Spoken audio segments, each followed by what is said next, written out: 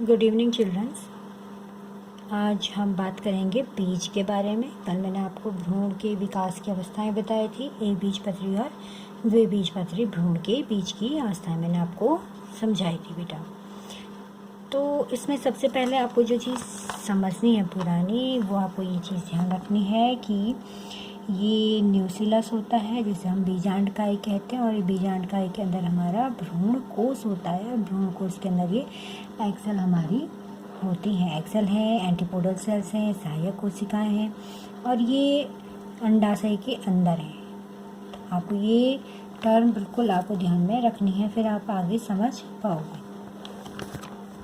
तो बीज क्या है? बीज जो होता है वो लैंगिक जनन का अंतिम उत्पाद है, यानी कि सेक्सुअल रिप्रोडक्शन का जो लास्ट रिजल्ट है वो क्या है? सीड है, बीज है। बीज जो होता है निषेचित बीजांड है। जो बीजांड मैंने आपको बताया था ओव्यूल, अगर उसमें फर्टिलाइजेशन हो गया तो बीज एक निषेचित बीजांड है जिसके अंदर भ्रूण होता है।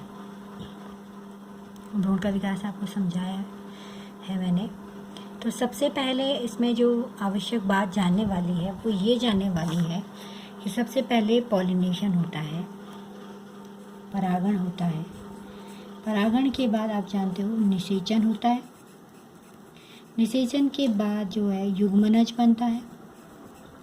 युग्मनज के बनते ही फिर हमारा भ्रूण पोष बनता है। अगर युग्मनज नहीं बनेगा तो भ्रूण पोष नहीं बनेगा, और भ्रूण पोष के बनने के बाद फिर हमारा सीड बनता है, और सीड से फिर फ्रूट हमारा डेवलप होता है। तो बीज के लिए आपको दो बातें याद रखनी है कि बीज लैंगिक जनन का अंतिम उत्पाद है, और ये निषेचित बीजांड है जिसके अंदर भ्रूण होता है। बीज के 3 भाग होते हैं। बीज जोल जो 2 भागों से बना है। अब बीज किससे बना है? बीजांड से। ठीक है, बीजांड की संरचना आपको बताइए। तो इसका बाहरी भाग टेस्टा और अंदर का भाग टैगमन कहलाता है। बीज के प्रकार कितने प्रकार के होते हैं? देखिए, बीज एक तो होता है अभ्रूणपोषी, नाम से ही आपको समझ आ रहा है। ए मतलब नहीं, भ्रूणपोषी मतलब भ्रूण पोष नहीं होता है जिनमें। गैर एल्ब्यूमिनस बीज में हम इन्हें कह देते हैं। तो इनमें जो बीज, इन बीजों में जो भोजन जमा होता है बीज पत्रों में जमा होता है। भ्रूणपोष इनमें ख़त्म हो जाता है। ठीक है, विकास के समय भ्रूणपोष इनमें ख़त्म हो जाता है। तो अब बीज के अंकुरित होने के लिए जो भोजन मिलेगा वो कहाँ से मिलेगा? बीज पत्र से। इसका उदाहरण क्या है? मूंगफली है, सेम है, दालें हैं। दूसरे प्रकार का बीज होता है भ्रूणपोषी बीज, यानी ऐसे बीज जो मैंने आपको कल मक्का का बताया था। तो उसमें आपको ध्यान होगा कि आप देखिए इसमें भ्रूणपोष काफ़ी मात्रा में बचा हुआ है। इसमें जो कोटिलिडन्स है वो बहुत पतला होता है, उसमें भोजन कम मात्रा में होता है, ज़्यादा भोजन इस भ्रूणपोष में होता है। तो ये भ्रूणपोषी या एल्ब्यूमिनस बीज कहलाता है। एल्ब्यूमिनस किसे कहते हैं? एल्ब्यूमिनस जो है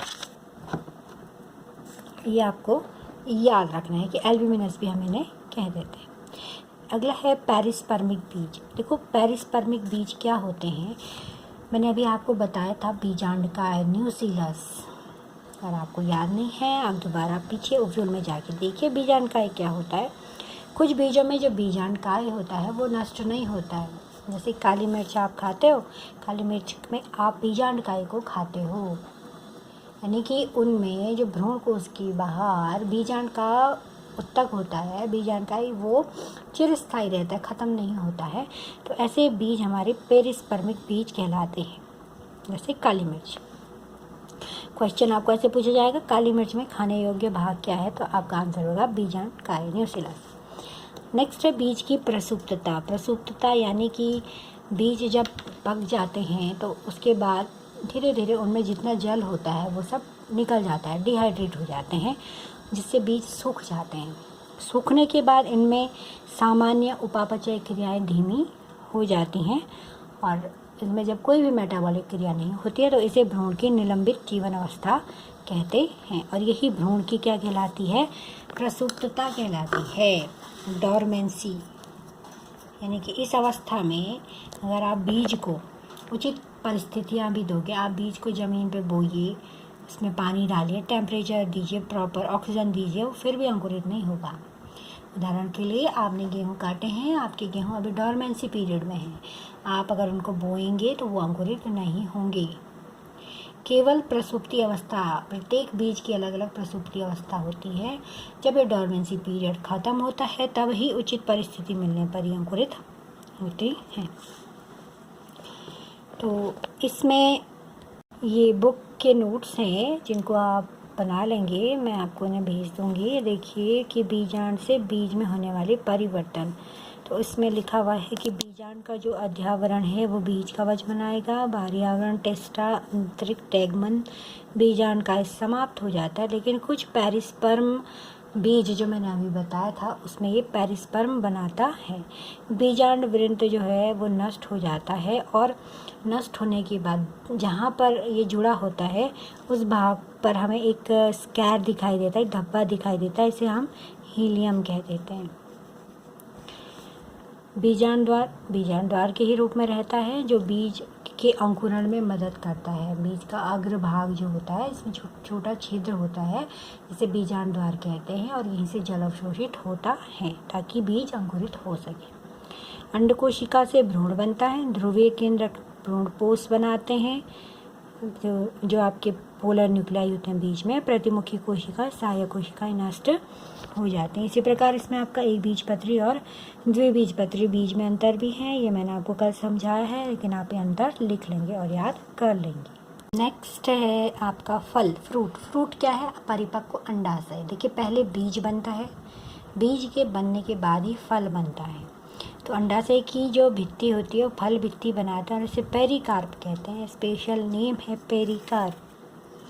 बीजांड से बीज बनता है, अंडाशय से फल बनता है। फल दो प्रकार के होते हैं, मांसल फल, शुष्क फल। मांसल यानी जो गुदे वाले होते हैं, अमरूद, आम, संतरा।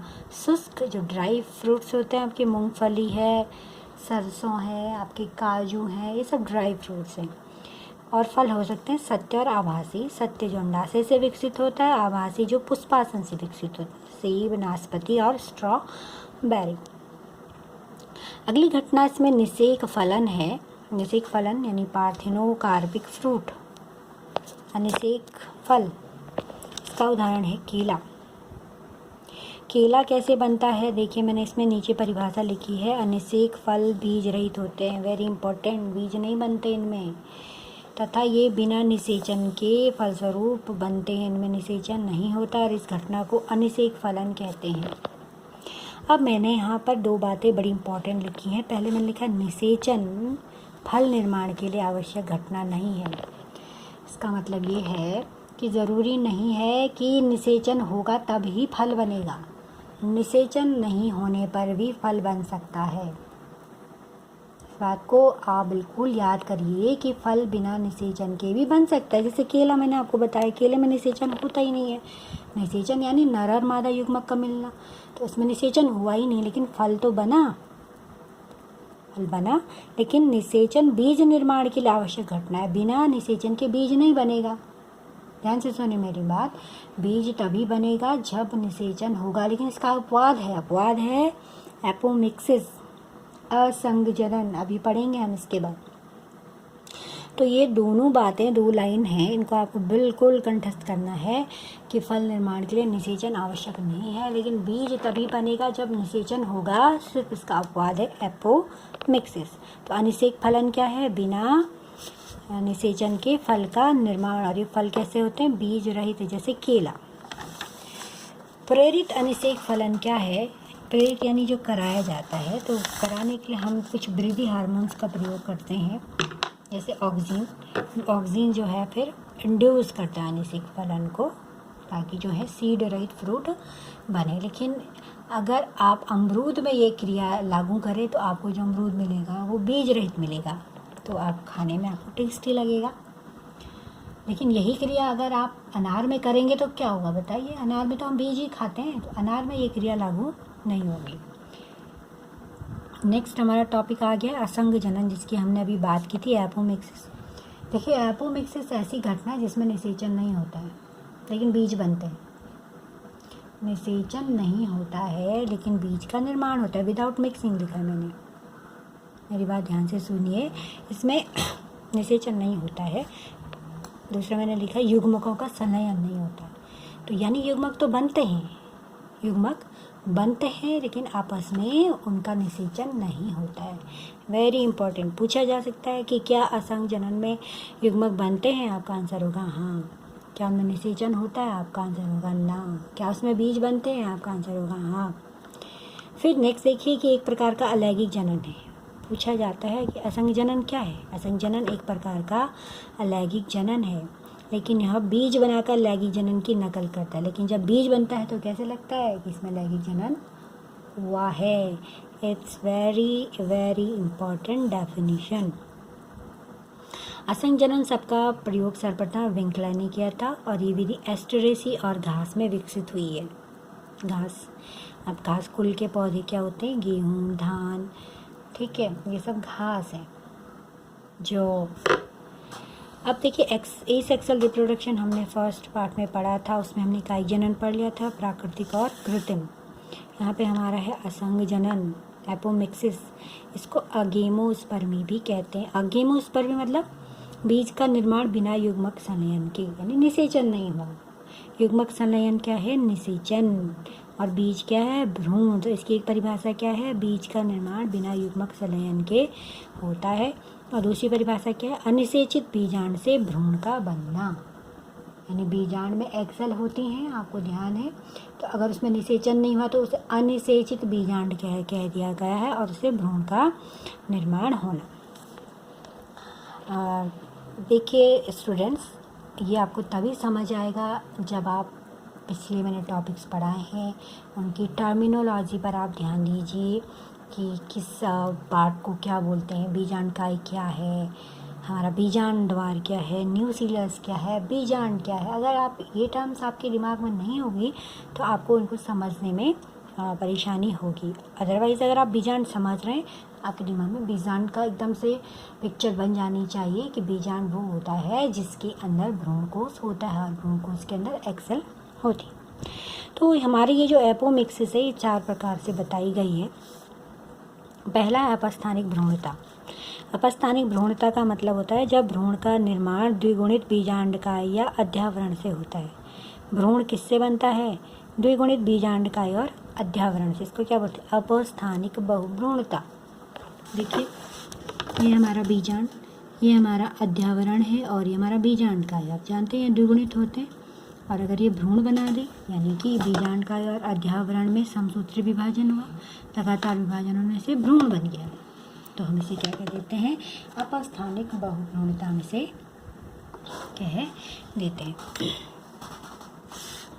नेक्स्ट है हमारा आवर्ती असंग जनन। आवर्ती असंग जनन में भ्रूण का विकास द्विगुणित एमएमसी से होता है। एमएमसी यानी मेगास्पोर मदर सेल। आप पूरा लिखिएगा, मेगास्पोर मदर सेल। अब आपको याद होगा कि जब मैंने आपको बीजांड पढ़ाया था और बीजांड में मैंने आपको बताया था कि कैसे इसमें गुरु बीजाणु बनता है, तो मैंने आपको बताया था कि ये न्यूक्लियस की कोई एक सेल बड़ी हो जाती है, इसी को हम मेगास्पोर मदर सेल कहते हैं। इसमें विभाजन होता है और 4 मेगास्पोर बनते हैं। तो अगर ये सीधे इसमें समसूत्री विभाजन हो और भ्रूण बन जाए तो इसे हम आवर्ती असंग जनन कहते हैं। दूसरा है अनावर्ती असंग जनन, नॉन रिकरेंट एपोमिक्सिस। ये अगुणित भ्रूण कोश की अगुणित अंड कोशिका में समसूत्री विभाजन से भ्रूण बनता है। आपको जो हमारा नॉर्मल भ्रूण कोश होता है, नॉर्मल मतलब जो साधारण प्रक्रिया के तहत हमारा भ्रूण कोश तैयार होता है, जो हमने आपको पीछे पढ़ाया था, ये वाला भ्रूण कोश। देखिए इसमें ये सब हैप्लॉइड सेल्स हैं। इसमें ये सब क्या है? हैप्लॉइड सेल है। प्रतिविषाण सेल हैप्लॉइड हैं, काई केंद्रिक N+N है, ये सब मैंने आपको बताया हुआ है आगे। तो ये सब हैप्लॉइड है। अगर ये जो आपकी एग सेल है ये सीधे समसूत्री विभाजन से भ्रूण बना ले तो भ्रूण कैसा बनेगा? हैप्लॉइड बनेगा। हमारा भ्रूण कैसा बनेगा? हैप्लॉइड बनेगा। यही बात मैंने आपको यहाँ पर बोली है कि अगुणित भ्रूण कोश की अगुणित अंड कोशिका से समसूत्री विभाजन से अगुणित भ्रूण बनता है। एक सेल N है, समसूत्री विभाजन हुआ, भ्रूण बना। लेकिन यदि यही भ्रूण हमारा कहाँ से बने? हमारे एंटीपोडल सेल से बने या हमारी सहायक कोशिकाओं से बने तो हम इसको दूसरा नाम दे देते हैं एपोगेमी, अपयुग्मन। दूसरा नाम क्या है इसका? अपयुग्मन। पूछा जाता है अपयुग्मन क्या है, तो आप पूरी परिभाषा लिखेंगे। अगुणित भ्रूण कोश में अंड कोशिका के अतिरिक्त अन्य अगुणित कोशिकाओं से अगुणित भ्रूण का बनना एपोगेमी। अब असंग जनन बीज का महत्व क्या है? इसका महत्व ये है कि जो हाइब्रिड प्लांट होते हैं, हाइब्रिड यानी हमारे को जो है, हमने दो हमारे बहुत पसंद के प्लांट थे अलग अलग जातियों के या सेम जातियों के, हमने उनको बड़ी मुश्किल से क्रॉस करा के कोई नया प्लांट बनाया जिसमें दोनों के कैरेक्टर हैं। तो उसके बाद उसके लगातार हाइब्रिड कराना बहुत मुश्किल होता है। लेकिन अगर एक बार हाइब्रिड प्लांट हमारा तैयार हो गया तो हम उसमें असंग जनन द्वारा उसके बीज तैयार करा सकते हैं, क्योंकि निषेचन की ज़रूरत तो उसमें होती नहीं है और बीज इसमें बनता है। तो ये हाइब्रिड प्लांट के बीज इस विधि द्वारा तैयार किए जाते हैं और ये बीज महंगे भी नहीं होते और एक आनुवंशिक नियंत्रित प्रक्रिया है। तो इस आनुवंशिक नियंत्रित प्रक्रिया यानी इस आपके जो असंग जनन के लिए एक विशेष प्रकार का जीन रिस्पॉन्सिबल होता है, इस जीन की खोज की जा रही है। ठीक है, नेक्स्ट हमारा टॉपिक है पॉलीएम्ब्रियोनी, बहुभ्रूणता। बहुभ्रूणता क्या होती है? एक बीज में एक से अधिक भ्रूणों का पाया जाना। जैसे आपको पता है एक बीज में एक भ्रूण होता है भाई, पहले आपका जायगोट बनता है, जायगोट के बाद भ्रूण पोष बनता है, उसके बाद भ्रूण बनता है। आपको कल मैंने बताया था। तो एक बीज में एक भ्रूण है, लेकिन अगर एक बीज में एक से अधिक भ्रूण है तो इसे बहुभ्रूणता कहते हैं, पॉलीएम्ब्रियोनी। इसकी खोज ल्यूवेनहॉक्स ने सिट्रस में की थी। सिट्रस यानी जो खट्टे फल होते हैं आपके, संतरा है, नींबू है, चकोतरा है, नारंगी है। तो अनावृत बीजी में मुख्यतः बहुभ्रूणता पाई जाती है, जो जिम्नोस्पर्म में उनमें ये मिलता है। लेकिन आवृत बीजी जैसे नींबू संतरे में भी ये पाया जाता है। अब पॉलीएम्ब्रियोनी के इसमें प्रकार हैं। पहला है क्लीवेज पॉलीएम्ब्रियोनी। क्लीवेज यानी भ्रूण के टूटने से कई भ्रूण बन जाते हैं। जैसे सपोज ये आपका बीजांड है, इसके अंदर ही आपका भ्रूण बन गया। मैंने आपको कल समझाया था इस प्रकार से भ्रूण बनता है। ठीक है, और ये भ्रूण इस प्रकार से विकसित हुआ हमारा, इसमें बीज पत्र है, ये तो भ्रूण है। अगर इसमें क्लीवेज हो गया, ये टूट गया, ठीक है, इसके टूटने से, ठीक है, अगर ये टूट गया और इसके प्रत्येक टुकड़े से समसूत्री विभाजन हुआ और कई सारे भ्रूण बन गए, तो इसको हम क्या कहते हैं? क्लीवेज, विखंडन। दूसरा सिंपल पॉलीएम्ब्रियोनी, साधारण बहुभ्रूणता। हिंदी में अगर आप लिखना चाहें तो इसको कहते हैं विखंडन बहुभ्रूणता। यह है सरल बहुभ्रूणता। सरल बहुभ्रूणता यानी भ्रूण कोश में अंड कोशिका के अतिरिक्त अन्य कोशिकाओं के निषेचित होने से कई जायगोट बनते हैं और जो भ्रूण बनाते हैं। जैसे मैंने अभी आपको ये बताया था, तो आपने जो हमारे जो बना हुआ तैयार भ्रूण कोश होता है, भ्रूण कोश होता है, जिसमें 3 जो है अंड आपकी प्रतिव्यासांत कोशिकाएं होती है, एक अंड कोशिका, 2 सहायक कोशिकाएं होती है। अगर उसमें अंड सेल के अलावा और सेल से भी निषेचन हो गया, ठीक है, उसमें एक से ज़्यादा ट्यूब घुस गई, परागकण की काफ़ी परागकण उसमें क्या हो गए? पॉलीसाइफोनी हो गई। पॉलीसाइफोनी यानी 1-2 परागकण और अंकुरित हो गए, तो 2-3 ट्यूब पहुंच गई, तो 2-3 मेल गैमेट और एक्स्ट्रा पहुंच गया और उन्होंने और सेल्स को उसमें निषेचित कर लिया, तो वो सारे भ्रूण बन जाएंगे। इसको सिंपल पॉलीएम्ब्रियोनी कहते हैं। नेक्स्ट है अपस्थानिक बहुभ्रूणता। अपस्थानिक बहुभ्रूणता क्या होता है? जब न्यूक्लियस, बीजांडकाय और अध्यावरण से भी भ्रूण बनने लग जाए, जो मैंने आपको यहाँ पढ़ाया था अपस्थानिक बहुभ्रूणता, सेम यही चीज़ ये है। तो ये हमारी बहुभ्रूणता है और इसी के साथ का पहला चैप्टर ख़त्म हुआ। कल मैं आपको नर जनन तंत्र के बारे में, या जिसे हम कहेंगे मानव जनन तंत्र के बारे में हम पढ़ेंगे। धन्यवाद।